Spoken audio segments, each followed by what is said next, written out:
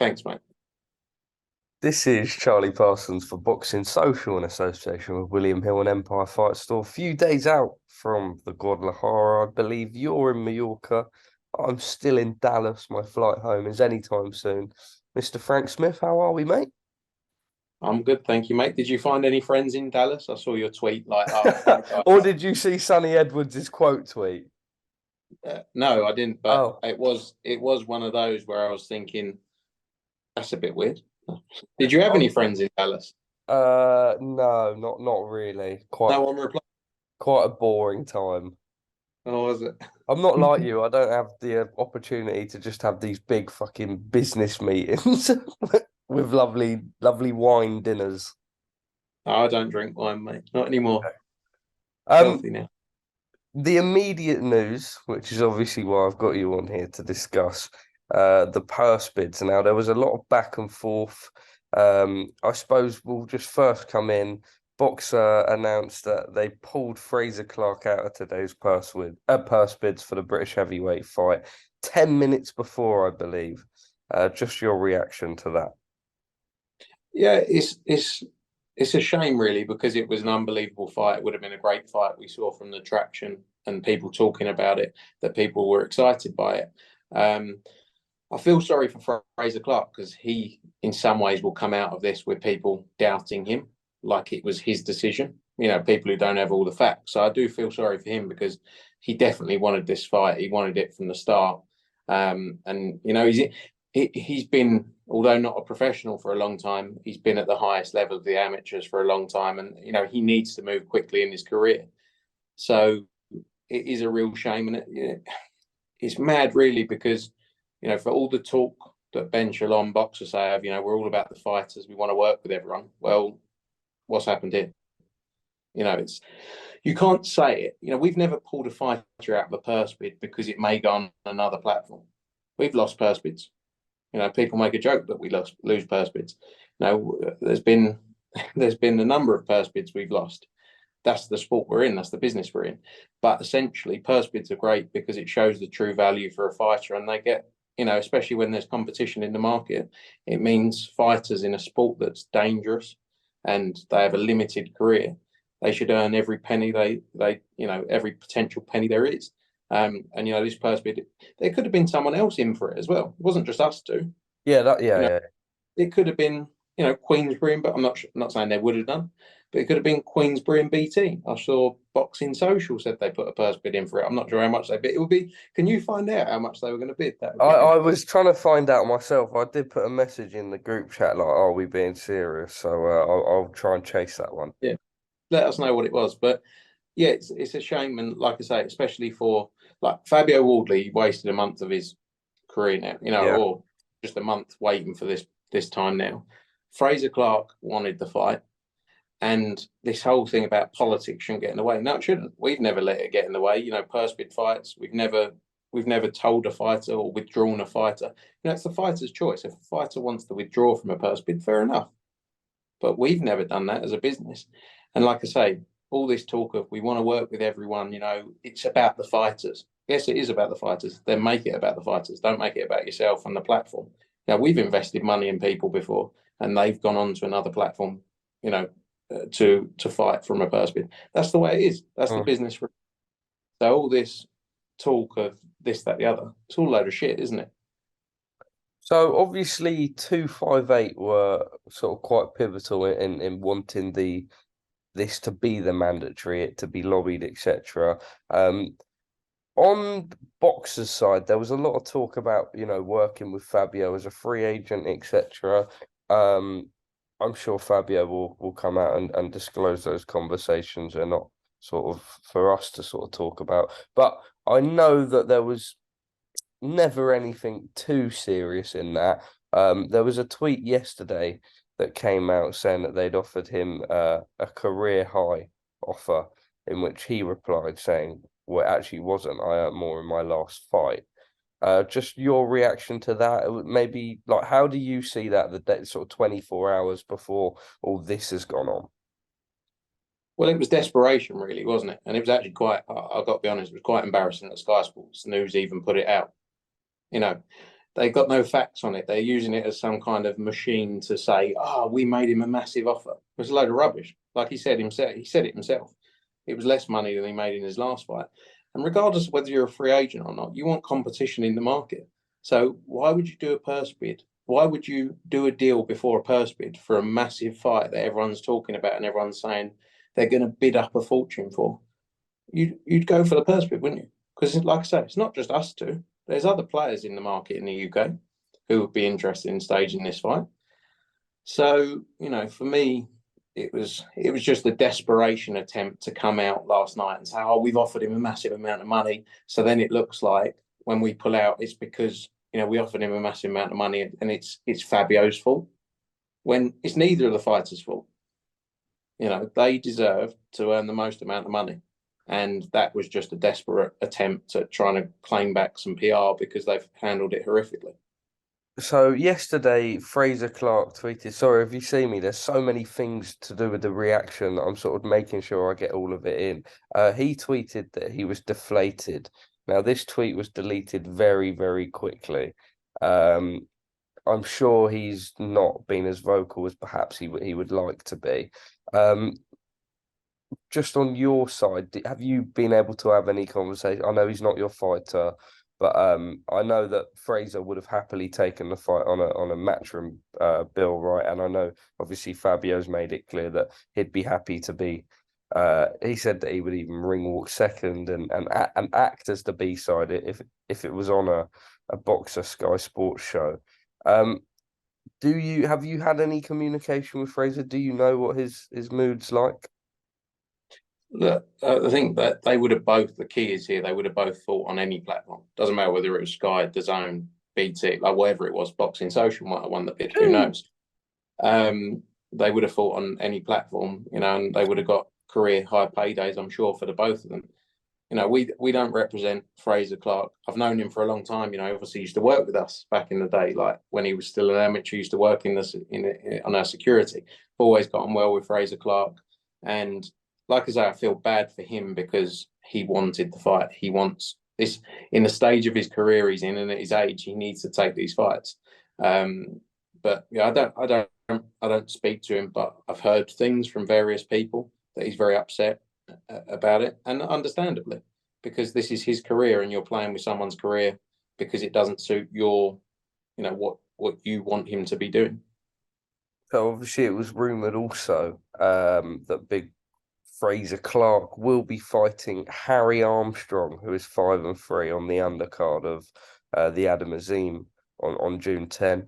I know that there was sort of a big problem in sort of firsthand anyway as to why that fight. And why would there be an interim fight when this was, the purse bids were called and it was the next fight? What are your thoughts if that is the next fight for Frazer Clarke? Look, there's been a lot of talk about Frazer Clarke's opponents again, and people blaming him. He wants to, like I say, fair play to Frazer Clarke. He wants to move on at pace. I can't say anything negative about Frazer Clarke in this whole situation or his career to date and the opponents because he's complained about them himself. Again,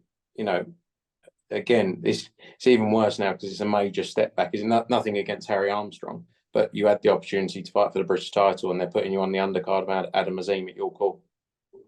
No disrespect to Adam Azim, none of these fighters, but it's not career progression in my eyes. You've got this heavyweight who you say is going to be a pay-per-view star, and you're putting him on Adam Azim's undercard and turning down the British title opportunity. But, some people will leave it to them. That's their business. If that's the way they want to do it, no, good luck to them. Eddie Hearn, he went to have meetings with Ipswich Town Football Club, I believe, regarding sort of staging this event. Now, obviously, whatever fight is next for Fabio Wardley probably won't be as big as this, right? I think this had the biggest thing in terms of the build up, the back and forth as to what platform it would be on. Everything helped. It just felt like a really, really huge fight, right? Are you, I suppose, put all the purse bid aside and everything like that, gutted in the fact that sort of there's not an opportunity to be able to stage a huge event like this?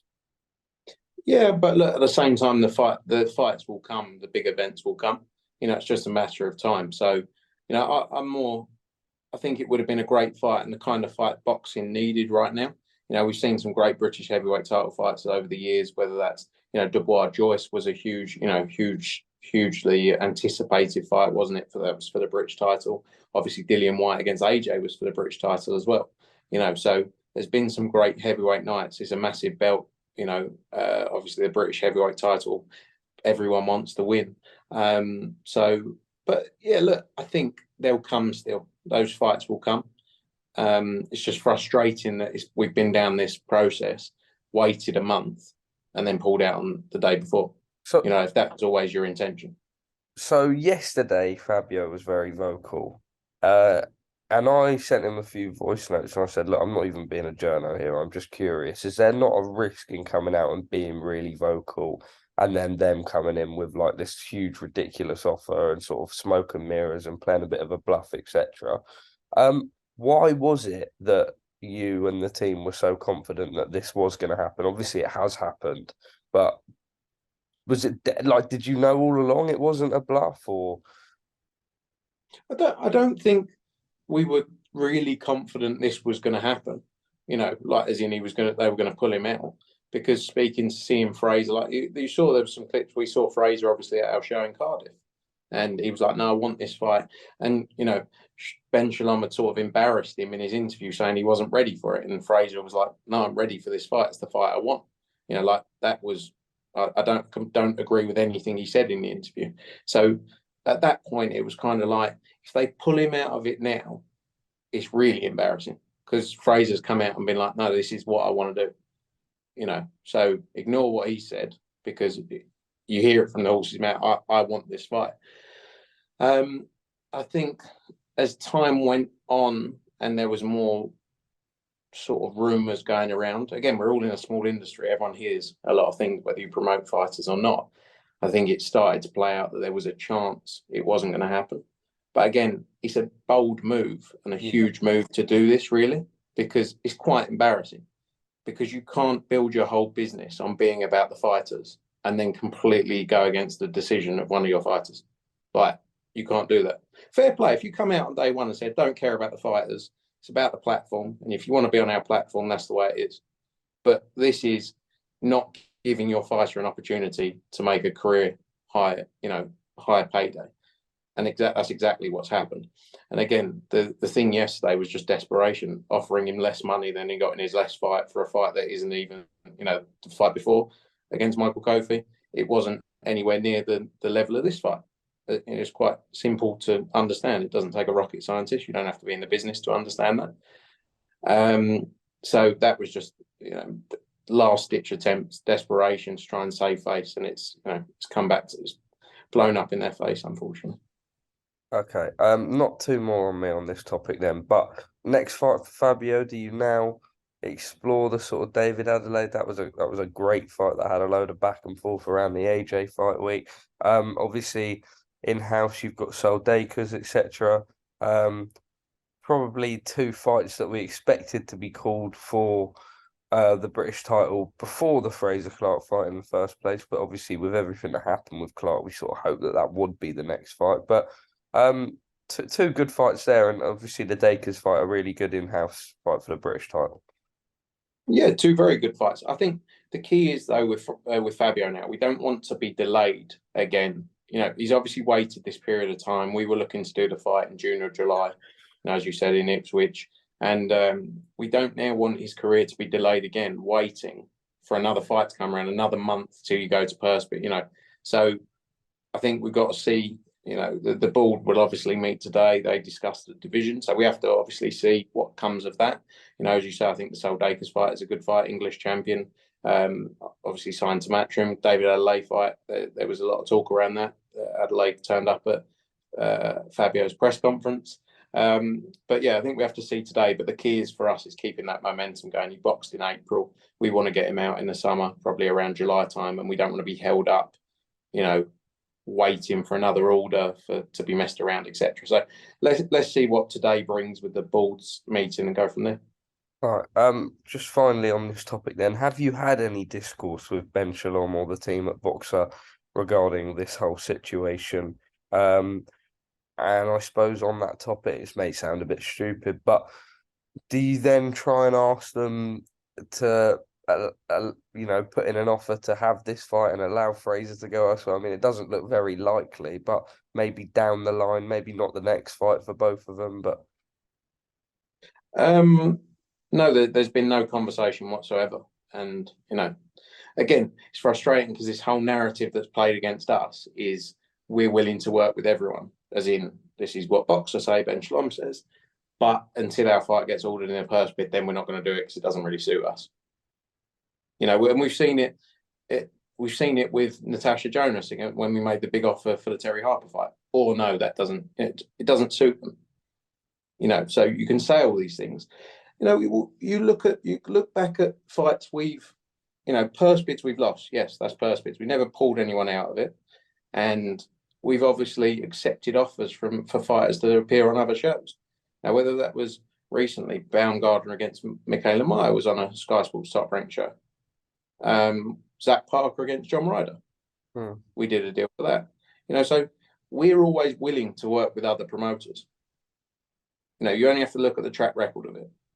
There's other people who say they are, but don't then do it. In terms of, sorry, your other question was then making an it was a offer lot in some capacity to sort of. I don't yeah I don't see how that if you can't get a deal done in purse bids, how are you going to get a deal done away from purse bids? If you're actively pulling out of purse bids, you're not interested in the fight. And it's a shame. Look, wherever that fight would have ended up, it would have had good viewership because it's a decent fight with a big build up. Wherever it ended up, and both fighters would have got career high paydays. And if Frazer Clarke wins, you've got him. He's gone and beat Fabio Wardley in a massive Bypass the fight. Loads level. of people watch. Yeah, gone past the level, and then maybe is closer to you being one of your pay-per-view stars that you're so desperately looking for. Like that's the reality of it. So no, I don't see a deal getting done, and that's the truth. Okay. All right, Frank. Just on the rest of the schedule next week, we're in Dublin, Taylor Cameron. Sort of creeping up on us a little bit now, undisputed. Boxing big time back to Ireland, and then obviously straight into Manchester for Wood Lara 2 or Lara Wood 2 even. Two really good fights on the schedule, and then more to come, I imagine. Yeah, I mean, look, next week undisputed be undisputed, and then a stack card as well. You got Gary Cully's back out on there. You got JJ Metcalf's on there against Dennis Hogan. You got Cecilia Breakhouse against Terry Harper. You got Agyaka. You got Thomas Carty. Weekend after, you got Lee Wood, Maurizio Lara rematch, as you say, in Manchester. Jack Catcher on that card as well, and stacked undercard as well on there. Then after that, we got June 10th. Sonny Edwards is back. 3 world title fights on there. Shannon Courtney against Nina Hughes. Is on there. Scottney against Johnson. June 17th, we then go to Regis Prograis in New Orleans against Liam Parra. Announce the undercard on that very soon. Some great fights to come there.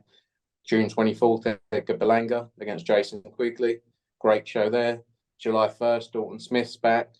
So many shows, so much to look forward to. And we'll soon be announcing another 2 or 3 shows for July as well, and then more in August. So a stacked schedule and lots to look forward to. Just quickly on July 1st, you will now have the clash with Smith Eubank 2, the sort of postponed date. Does that, I mean, how is that going to affect Smith against Maxwell? Yeah, look, again, it's never ideal shows going up against each other. We're not going to hide away from that. It's interesting though. I don't think you haven't seen anything posted by Wasserman or Eubank Jr. So maybe they haven't.